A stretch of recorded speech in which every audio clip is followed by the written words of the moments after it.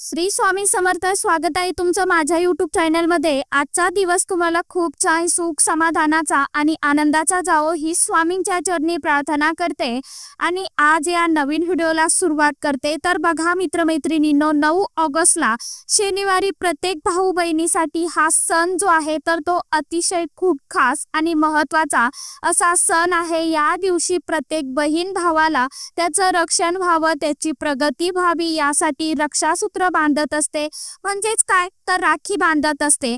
त्यामुळे बघा, जेव्हा आपण रक्षाबंधनच्या दिवशी भावाचं औक्षण करतो त्यावेळी औक्षणाच्या ताटामध्ये आपल्याला ही एक वस्तू जी आहे तर ती आवर्जून ठेवायची आहे. आता ही वस्तू कोणती असणार आहे आणि ती वस्तू कशा प्रकारे आपल्याला वापरायची आहे हे देखील मी तुम्हाला सांगणार आहे. त्याचबरोबर आपल्याला काही चुका ह्या ज्या आहेत तर त्या करायच्या नाहीतर बघा त्याचे दुष्परिणाम जे आहेत तर ते आपल्याला भोगावे लागत असतात. काहीतरी त्याचा अशुभ परिणाम हा होत असतो आणि त्यामुळे या चुका पण आपल्याला टाळायच्या आहेत. कारण बरेच जण ही चूक करतात. त्यामुळे बघा, ज्या त्या तिथीचं जे शुभफळ असतं तर ते मिळत नाही. त्यामुळे या चुका तुम्ही या वर्षीच्या रक्षाबंधनाला नक्कीच टाळायच्या आहेत. तर अशा कोणत्या चुका टाळायच्या आहेत हे देखील मी तुम्हाला सांगणारच आहे. आणि भद्राकाळ जो आहे तर तो रक्षाबंधन दिवशी या भद्रकाळामध्ये भावाला बहिणीने रक्षासूत्र म्हणजे राखी ही बांधू नये असा हा भद्रकाळ या वर्षी 2025 मध्ये कधी आहे आणि कोणत्या शुभ मुहूर्तामध्ये बहिणीने आपल्या भावाला राखी बांधायची आहे हे देखील मी थोडक्यात सांगणार आहे. तर आता कोणत्या चुका आपल्याला करायच्या नाही किंवा कोणती वस्तू आपल्याला औक्षणाच्या ताटामध्ये ठेवायची आहे याबद्दलची सविस्तर माहिती आजच्या या नवीन व्हिडिओमध्ये मी तुमच्या बरोबर शेअर करणार आहे. त्यामुळे तुम्ही हा व्हिडिओ स्किप न करता शेवटपर्यंत नक्की बघा. चॅनलवरती तुम्ही जर हा व्हिडिओ पहिल्यांदा बघत असाल तर चॅनलला आवर्जून सबस्क्राईब करा आणि असेच नवनवीन माहितीपूर्ण व्हिडिओ बघण्यासाठी समोरील बेल आयकॉनलाही प्रेस करा. त्यामुळे काय होईल, जेव्हा कधी मी नवीन व्हिडिओ अपलोड करेल तर सर्वात अगोदर त्याचं नोटिफिकेशन तुम्हाला मिळेल आणि तुम्ही एकही व्हिडिओ मिस करणार नाही. तर बघा मित्रमैत्रिणींनो, 9 ऑगस्टला शनिवारी, त्यामुळे प्रत्येकाने 9 ऑगस्ट दिवशी रक्षाबंधन जे आहे तर ते साजरं करायचं आहे. बहिणीने भावाला रक्षासूत्र हे अवश्य बांधायचं आहे. बघा, बहीण भावामधलं नातं जे आहे तर ते दृढ होण्यासाठी, त्यांचं प्रेम वाढण्यासाठी, त्याचबरोबर भावाचे प्रत्येक संकटामध्ये संरक्षण होण्यासाठी, आपल्या भावाचं आयुष्य वाढण्यासाठी, आपल्या भावाचं आयुष्य वाढवण्यासाठी, त्याला दीर्घ आयुष्य मिळवण्यासाठी प्रत्येक बहीण ही भावाला रक्षासूत्र म्हणजेच काय तर राखी ही बांधत असते. राखी बांधताना देखील काही गोष्टी आपण पाळायला हव्या. राखी घेत असताना त्या राखीचा रंग जो आहे तर तो धाग्याचा रंग जो आहे तर तो लाल पिवळा असावा.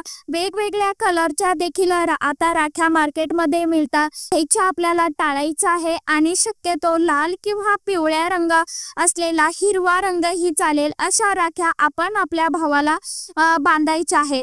आणि राखीवर अवश्य एखादं शुभ चिन्ह असावं, जसं की ओम असेल, स्वस्तिक असेल, यासाठी चिन्ह जे आहे तर ती शुभ चिन्ह असलेली राखी जी आहे तर ती भावाच्या मनगटावरती आपल्याला बांधायची असते. त्यावरती काही शुभ चिन्ह नाही अशा राख्या शक्यतो घेऊ नका. राखीवरती काहीतरी शुभ चिन्ह असू द्यात. म्हणजे बघा, आपण एक शुभ कार्य करतोय त्यामध्ये नक्कीच या शुभ चिन्हाचा वापर हा असला पाहिजे. त्यामुळे राखी पण स्वस्तिक किंवा ओम अशी जी शुभ चिन्ह आहेत अशी असलेली तुम्ही घ्यायची आहे आणि तीच आपल्या भावाला बांधायची आहे. आता बघा की रक्षाबंधनला कोणत्या चुका या भाऊ आणि बहिणीने टाळायच्या आहेत. तर रक्षाबंधन दिवशी आपल्याला काळे वस्त्र जे आहेत तर ते परिधान करायचे नाही, काळे कपडे घालायचे नाही. तर तुम्ही या दिवशी लाल, त्याचबरोबर पिवळे, हिरवे, गुलाबी असे रंग जे आहेत तर ते परिधान करू शकता. काही अडचण नाही. फक्त आपल्याला काळा कलर जो आहे तर तो वापरायचा नाही. कारण बघा, काळा कलर जो आहे तर तो नकारात्मकतेचं प्रतीक मानला जातो. त्यामुळे नकारात्मक ऊर्जा जास्त प्रमाणामध्ये खेचली जाते आणि त्यामुळे आपण शुभ तिथीच्या दिवशी किंवा एखाद्या सणवार असेल तर त्या दिवशी अशा काळ्या रंगाचे कपडे जे आहेत तर ते परिधान करतो, त्यावेळी नकारात्मक ऊर्जा जास्त प्रमाणामध्ये खेचली जाते, वाढली जाते आणि त्यामुळे काळे वस्त्र भावाने किंवा बहिणीने कोणीच घरामध्ये चुकूनही घालू नका, कारण पौर्णिमेचा दिवस असतो, राखी पौर्णिमा असते आणि पौर्णिमा ही तिथी भगवान व श्रीहरी विष्णुदेव आणि माता लक्ष्मीला समर्पित असते. भगवान विष्णुदेवांना हळद अतिप्रिय आहे. हळद ही पिवळे असते रंगाने आणि माता लक्ष्मीला लाल रंग हा खूप प्रिय आहे. त्यामुळे बघा, शक्यतो लाल किंवा पिवळा कलर जो आहे तर या दिवशी आपल्याला वापरायचा आहे.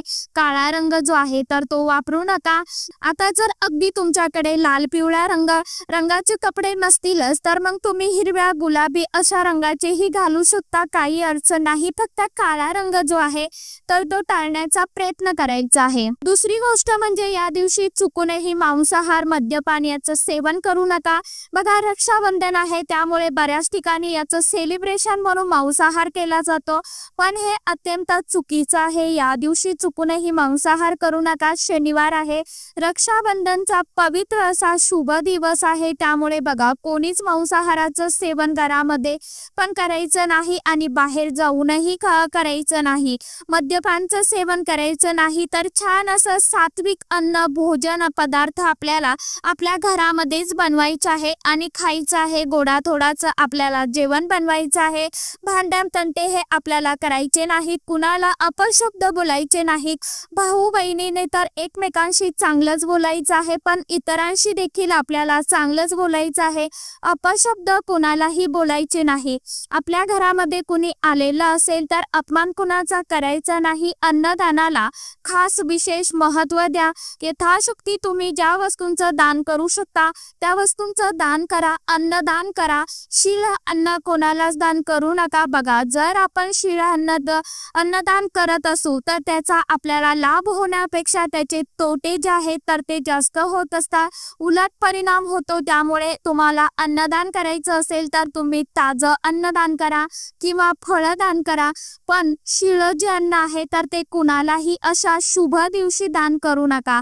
आता बघा, बहीण भावाला रक्षासूत्र बांधत असते आणि आपल्या भावासाठी ती प्रार्थना करत असते की त्याच्या दीर्घायुष्यासाठी प्रार्थना करते किंवा कोणतं संकट आपल्या भावावरती येऊ नये यासाठी ती रक्षासूत्र बांधत असते.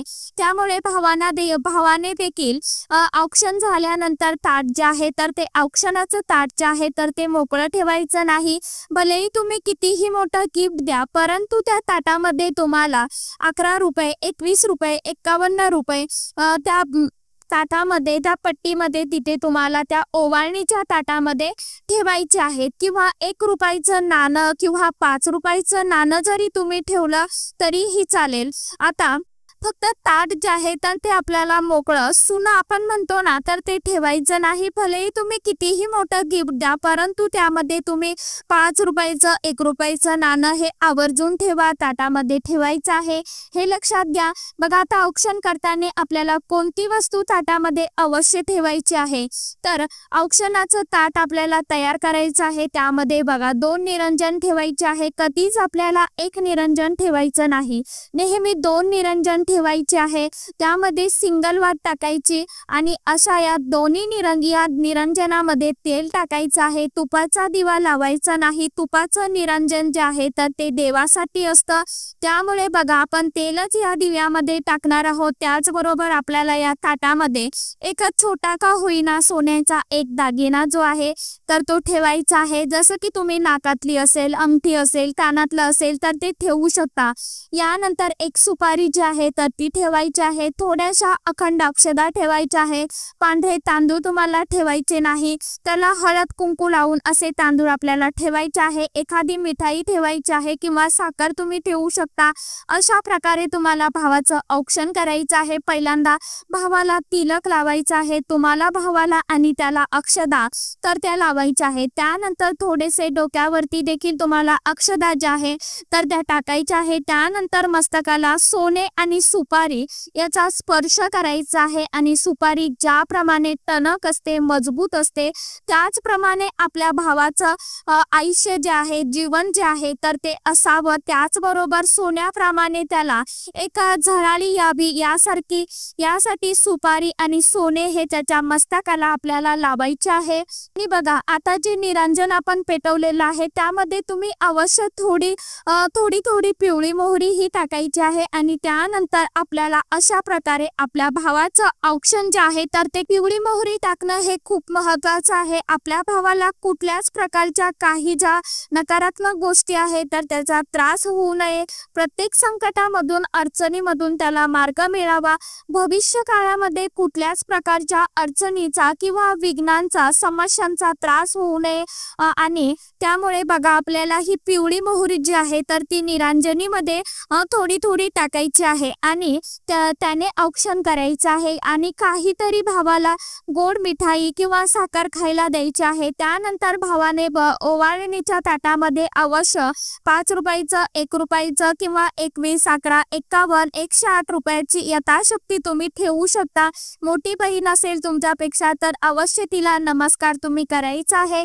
भाऊ मोठा असेल तर बहिणीने भावाला नमस्कार करायचा आहे आणि त्यानंतर बहिणीने भावाला अवश्य एक नारळ जो आहे तर डबडब पाण्याचा तो नारळ तुम्हाला द्यायचा आहे. अगदी छोट्या आहेत, ह्या अगदी छोट्या गोष्टी आहेत, परंतु आपण जर विधिवतपणे या गोष्टी करायच्या आहे. आता मी थोडक्यात तुम्हाला सांगते शुभ मुहूर्त कोणता आहे तर 9 ऑगस्टला शनिवारी रक्षाबंधन साजरं केलं जाणार आहे. आता रक्षाबंधन हे श्रावण पौर्णिमेला साजरं केलं जातं आणि श्रावण पौर्णिमा 8 ऑगस्टला शुक्रवारी दुपारी 1:15 वाजता सुरू होत आहे आणि 9 ऑगस्टला दुपारी 2 वाजेपर्यंत म्हणजे शनिवारी दुपारी 2 वाजेपर्यंत ही श्रावण पौर्णिमा असणार आहे. आणि बघा, उगवती पौर्णिमा आहे, त्यामुळे ही पौर्णिमा किंवा रक्षाबंधन जे आहे तर ते शनिवारी आपण साजरं करणार आहोत. म्हणजे उगवती पौर्णिमा म्हणजेच काय तर सूर्याने बघितलेली पौर्णिमा आहे, त्यामुळे आपल्याला हे रक्षाबंधन जे आहे तर ते शनिवारी साजरं करायचं आहे. 9 ऑगस्टला मध्यरात्री 1:30 वाजेपर्यंत हा भद्रा काळ असणार आहे. त्यामुळे बघा, जो रक्षाबंधनचा दिवस आहे त्या दिवशी मात्र कोणताच भद्रा काळ नाही, कारण भद्रा काळ हा 9 ऑगस्टला मध्यरात्री 1:30 वाजता संपणार आहे. त्यामुळे तुम्ही दिवसभर रक्षाबंधन साजरं करू शकता. 9 ऑगस्टला शनिवारी कोणताच भद्रा काळ नाही, त्या दिवशी भद्रा काळ आधी संपून जातोय. तर या गोष्टी तुम्ही नक्की लक्षात ठेवा. आधी सांगितल्याप्रमाणे राखीचा रंग निवडताना पांढऱ्या किंवा डार्क कलरच्या राख्या निवडू नका. लाल, पिवळी राखी जी असते तर तीच राखी तुम्हाला घ्यायची आहे. मग तुम्ही धातूच्या राख्या ज्या असतात जसं की सोने चांदीच्या राख्या देखील तुम्ही भावाच्या मनगटामध्ये बांधू शकता. तर अशा प्रकारे तुम्हाला राखी जी आहे तर ती घ्यायची आहे. आणि जाता एक सांगेन परत की आता राखीवरती देवांची चित्र असतात, आपण म्हणतो शुभ चिन्ह, परंतु आता त्या राखीवरती देवाचे फोटो असतात.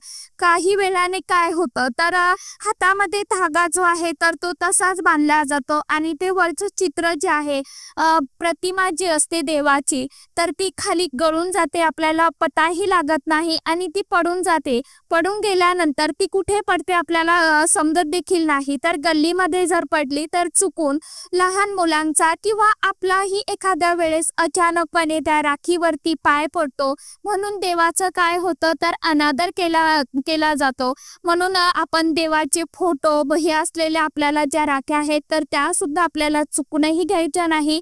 राखी साधी सिंपल घ्यायची आहे आणि राखी बांधण्याच्या अगोदर आपल्याला एक रक्षासूत्राचा धागा, आपल्या भावाचं रक्षण व्हावं म्हणून एक रक्षासूत्राचा धागा अगोदर आपल्याला सर्वात प्रथम बांधायचा आहे. त्यानंतर आपल्याला ही आपण जी कुठली राखी घेतलेली असेल तर ती राखी तुम्हाला भावाच्या मनगटावरती बांधायची आहे. तर अशा प्रकारे काही गोष्टीचं काही नियमांचं पालन आपल्याला आवर्जून करायचं आहे. तर सांगितल्याप्रमाणे वस्तू जी आहे तर ती तुम्हाला आवर्जून ठेवायची आहे. आणि एक पाण्याचा नारळ जो आहे तर बहिणीने भावाला आवर्जून द्यायचा आहे, ताटात घ्यायचा आहे आणि जो भावाला त्याच्या हातामध्ये द्यायचा आहे. तर तर चला आजच्या व्हिडिओमध्ये इतकीच माहिती होती. कशी वाटली नक्की सांगा. व्हिडिओ आवडला तर चॅनलला आवर्जून लाईक शेअर सबस्क्राईब जरूर करा. परत भेटूया नवीन माहिती सोबत नवीन व्हिडिओ सोबत. तोपर्यंत सर्व माझ्या यूट्यूब परिवाराला श्री स्वामी समर्थ.